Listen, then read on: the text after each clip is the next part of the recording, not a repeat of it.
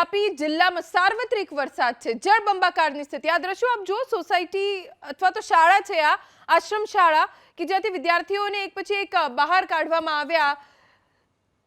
તાપીના ડોલવણના અંતાપુર ગામમાં rescue operation, ગામમાંથી 20 થી વધુ લોકોને બચાવવામાં આવ્યા। એસડીઆરએફ અને સ્થાનિક પોલીસની ટીમે તમામને બચાવ્યા છે। આ એક્સક્લુઝિવ દ્રશ્યો છે એબીપી અસ્મિતાની સ્ક્રીન ઉપર, જ્યાંથી એક પછી એક લોકોને બચાવવામાં આવી રહ્યા છે। કેટલા બધા પાણી ભરાયેલા છે અને હજી એલર્ટ છે। એલર્ટના પગલે વરસાદનું જોર પણ વધારે થશે।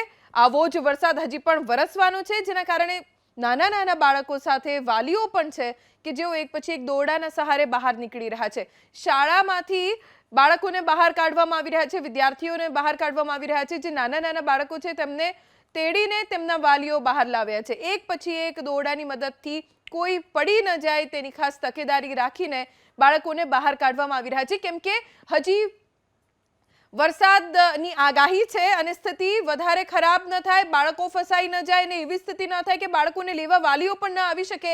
એ પહેલા શાળામાંથી બાળકોને લઈને વાલીઓ સલામત સ્થળે જઈ રહ્યા છે।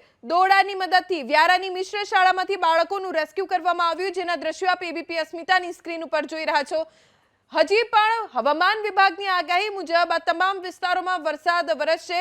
એલર્ટ જાહેર કરી દેવામાં આવ્યું છે અને તેને ધ્યાનમાં રાખીને પ્રશાસન પણ પૂરતા પગલાં ભરી રહ્યું છે, કેમ કે ઘણા સમયથી આખા ગુજરાતને વરસાદ ગમરોળી રહ્યો છે। આફતરૂપી આ વરસાદ છે, કેમ કે આ વરસાદના કારણે લોકોની મુશ્કેલી વધી રહી છે। આફતરૂપી આ વરસાદને લઈને કેટલાય લોકો મુશ્કેલીમાં મુકાઈ ગયા છે। નાના નાના બાળકોના અભ્યાસ ઉપર પણ અસર પડી રહી છે, કેમ કે ઘણા દિવસો સુધી વરસાદના કારણે શિક્ષણ કાર્ય નથી થઈ શક્યું અને હવે જ્યારે શિક્ષણ કાર્ય શરૂ થયું તો બાળકોને આવી રીતે રેસ્ક્યુ કરવા પડ્યા, કેમ કે વરસાદ વધી રહ્યો છે। તાપીના ડીડીઓ વીએન શાહ અત્યારે આપણી સાથે જોડાઈ ગયા છે। સર, અત્યારે અમે દ્રશ્યો જોઈ રહ્યા છીએ, મિશ્ર શાળામાંથી વિદ્યાર્થીઓને બહાર કાઢવામાં આવી રહ્યા છે, હજી પણ એલર્ટ છે। શું તકેદારીના પગલાં લેવાઈ રહ્યા છે બાળકો માટે, શાળા કોલેજો માટે? અમે તમામ શાળા કોલેજોમાં 2 દિવસની પહેલા તો રજા જાહેર કરી દીધી છે અને આંગણવાડી કેન્દ્રો પણ ખાસ કરીને જે નાના બાળકો છે એના માટે પણ અમે રજા હાલ તાત્કાલિક જાહેર કરી દીધી છે।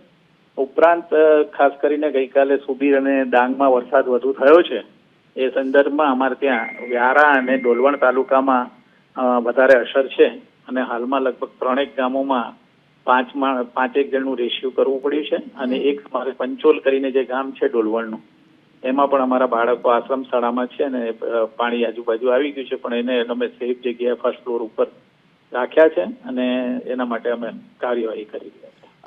અત્યારે તો અમે જે દ્રશ્યો જોઈ રહ્યા છે, મિશ્ર શાળા કદાચ ડોલવણમાં આવેલી છે, એ સિવાય ક્યાંય કોઈ ફસાયું હોય, બાળકોને કોઈ મુશ્કેલી પડી હોય અથવા શિક્ષકો કે સ્ટાફને કોઈ અગવડતા પડી હોય, એવી કોઈ વિગતો આપના સુધી પહોંચી છે ખરી?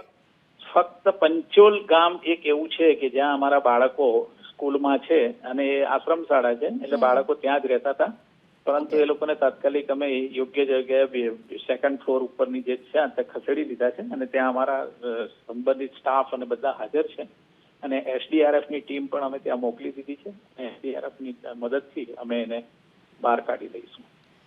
આભાર એબીપી અસ્મિતા સાથે વાત કરવા માટે। તો હાલ તાપીમાં સ્થિતિ અસ્તવ્યસ્ત થઈ ગઈ છે, કેમ કે વરસાદ એટલો બધો વરસી રહ્યો છે, સ્થાનિક નદીઓ પણ ઉફાન ઉપર છે, આસપાસના વિસ્તારોમાં નદીઓના પાણી ઘૂસી ગયા છે, નદી કિનારે ન જવાની અપીલ કરવામાં આવી છે। 2 દિવસ શાળા કોલેજમાં રજા જાહેર કરવામાં આવી છે। તકેદારીના તમામ પૂરતા પ્રયત્ન અને પગલાં લેવામાં આવી રહ્યા છે। પંચોલ ગામની આશ્રમ શાળામાં બાળકો ફસાયા હોવાનું ડીડીઓએ કહ્યું, પણ તેમણે એવી પણ જાણકારી આપી છે કે આશ્રમ શાળા છે એટલે બાળકો ત્યાં જ ભણે છે અને ત્યાં જ રહે છે, તેઓ સુરક્ષિત છે, તેમની સાથે આશ્રમ શાળાનો સ્ટાફ પણ હાજર છે અને તમામ પ્રકારની તેમને સગવડતા ત્યાં મળી રહી છે। હજી એવી કોઈ સ્થિતિ વણસી નથી કે તેમને ત્યાંથી કોઈ અન્ય જગ્યાએ સ્થળાંતર કરવા પડે, પણ હજી વરસાદનું એલર્ટ છે, વરસાદનું જોર પણ વધી રહ્યું છે અને એટલે જ બાળકોના વાલીઓ ચિંતિત છે। આશ્રમ શાળાના દ્રશ્યો આપ જોઈ રહ્યા છો, પંચોલ શાળામાં ચારે તરફ પાણી ભરાઈ ગયા છે, પણ બાળકો સુરક્ષિત હોવાની વિગતો અત્યારે પ્રાપ્ત થઈ છે। દરેક પ્રકારની મદદ જ્યાં પણ જરૂર પડશે ત્યાં પહોંચાડવાનો રાજ્ય સરકાર તરફથી પણ ભરોસો આપવામાં આવ્યો છે।